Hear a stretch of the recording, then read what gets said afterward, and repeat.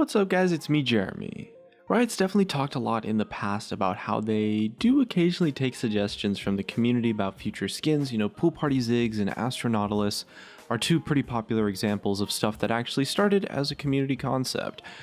Now, so far it hasn't entirely been confirmed that a community member inspired a champion design, but that definitely hasn't stopped the awesome and super creative artists in the League of Legends community putting their skills together, putting their skills to the test, and coming up with their own awesome creations. And there's a lot of these really awesome champion concepts out there, so today we wanted to take a look and share with you guys some of my personal favorite designs that I think would be super awesome if they made it into the game into the future.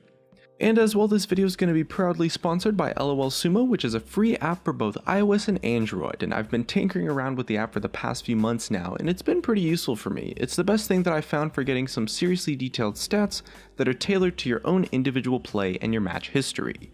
They also help out with a ton of stuff in-game, which you can access in real time instantly once you're loading in. Like, they'll give you some really solid item builds that are based around your opponent's team composition, as well as just some general tips and tricks with some coaching based on your actual in-game matchups. And if you have a favorite pro player, you can also follow them to see what's going on with their games and get a similar lineup of stats about their individual play too. And they also have a pro version, which I personally have been using for quite some time now, if you want to pump everything up to 11, get some more advanced analysis, statistics, and game-specific matchup tricks, and they're always adding more features all the time. But again, it is free to install and use, so you don't have to take it from me. You can just check it out at the link in the description below and decide for yourself if you like it or not. And without further ado, let's jump right back into the video. So our first fan champion concept for the day goes by the name of Sheik, the Tyrant of the Dunes. Riot are all about hitting new archetypes when they release newer champions, and Sheik is one that definitely fits that category. A Jhin or a Genie is a character that Riot hasn't really explored yet. Sheik has magically conjured clothing and weapons, and being a Jhin and the Tyrant of the Dunes definitely implies that she's probably meant to be from the Shurima region and probably be somewhat evil as well. The thing about this concept that really stands out to me is this trailing flaming hair that she's got going on. It just looks super awesome and probably might not have been doable for Riot back in the days before they developed Aurelion Sol, but now that they have that new floating animation technology, they could definitely pull something like this off. Sheik's colors make her stand out quite a lot, and there's nothing really like her so far in League of Legends, so she'd definitely turn heads and would not get confused for other champions, which is definitely a good thing overall since Riot does happen to be obsessed with clarity. As far as the actual gameplay goes, the creator, Simon Dubuk, only made the concept art, didn't actually explore the gameplay for this concept, but the levitation and magical blades would probably put her in the camp of being some kind of mobile DPS or maybe an assassin. She's got quite a slim physique, so Riot definitely wouldn't let a character like this one be a tank, so Sheik would honestly probably be closer to an assassin or maybe something like a diver like Vi. Simon also included some other concepts of what she could potentially look like, which shows that gender isn't necessarily an important part of the design actually. It's more about creating a kind of malicious spirit with a preference for slicing people up rather than relying on magic, although as a flying Jhin, there would probably have to be at least a little bit of magic involved to fit the theme properly. He explored a lot of different conjured weapons, a bunch of visuals for Sheik, some really cool stuff. One of the standout ones almost looks like a goddess that kind of creates hands with these sharp claws flowing out of her hair. It doesn't necessarily have color, so we can't really tell if it's meant to be hair or more of like the trailing fire, kind of like the colored concept has. But either way, it's super interesting to look at and would be crazy fun to see in the game. Our next concept is actually created by the exact same person, another one by Simon Dubuk. Turns out this guy is just full of awesome stuff. And this concept is known as Soji, the Ageless Hermit, who's meant to be kind of like an immortal monk champion riding his mount, Garn. The immortal hermit monk champion initially started off as a weird ancient shapeshifter sort of, before moving towards something more of like a wandering monk, wearing what looks like a turtle shell with its own little ecosystem on the back, kinda like the Wandering Isle from World of Warcraft almost. Simon decided to take his monk in a different direction, giving him a mount that came in a few different types, from turtles to lizards, even a crab at one point. Soji and Garn went through quite a few different iterations and styles, but the most consistent thing between them is that Soji kind of represents this Buddha sort of character almost. The version Simon decided to flesh out fully was the monk with some kind of floating orb of energy around his head, which acts almost like the epicenter for his abilities. The visual effects are all super slick, and it shows that Soji would be focused on area of effect abilities that visually look kind of like Nasus's Spirit Fire almost. It's likely that Soji would probably either be a mage or a support character, but given his rather bulky size, he could work as maybe sort of like a tanky, or maybe someone like a Galio, like a mage tank almost. Soji is also shown to have some kind of power over nature, given that he can cause growths out of the terrain, although there's not really any details about the abilities, so we don't really know what would separate this from someone like Zyra.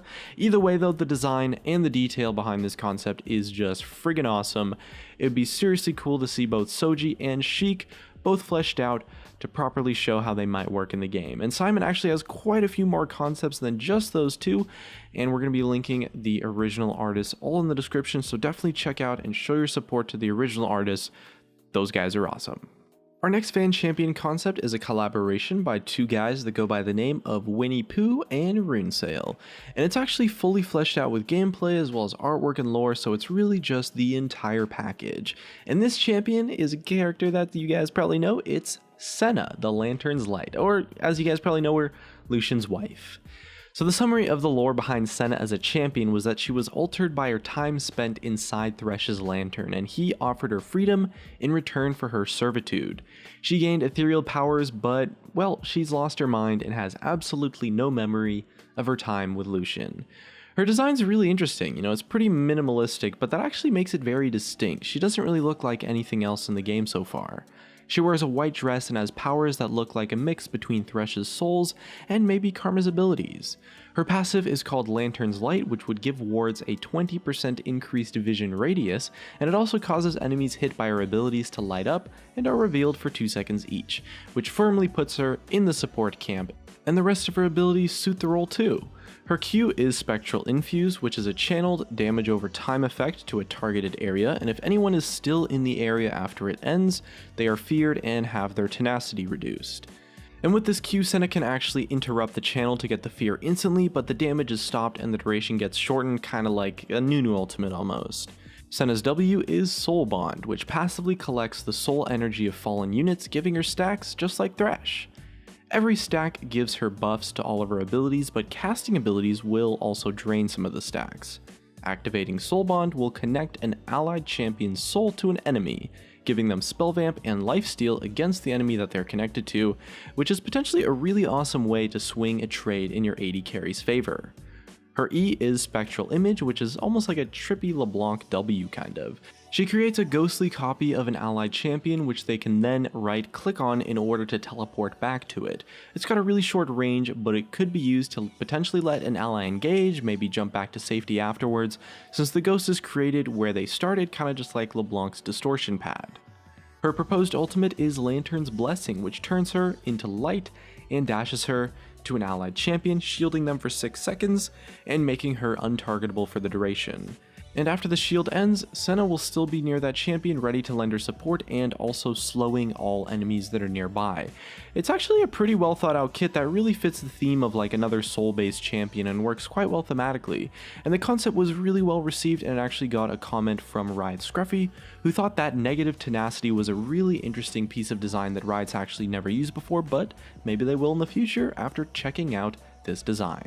The next champion goes by the name of Narak by Yang Chan Lee, and it's mostly concept art but also with a little bit of a summary for how his gameplay might work.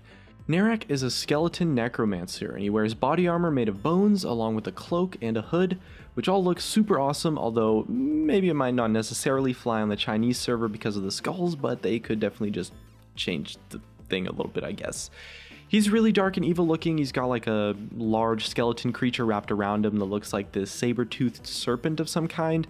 Yang Chan Lee says that Narak is known for his ability to convert animals into controllable skeleton pets, which might suggest that he could maybe turn jungle monsters into his own offensive minions, which is potentially a super cool idea.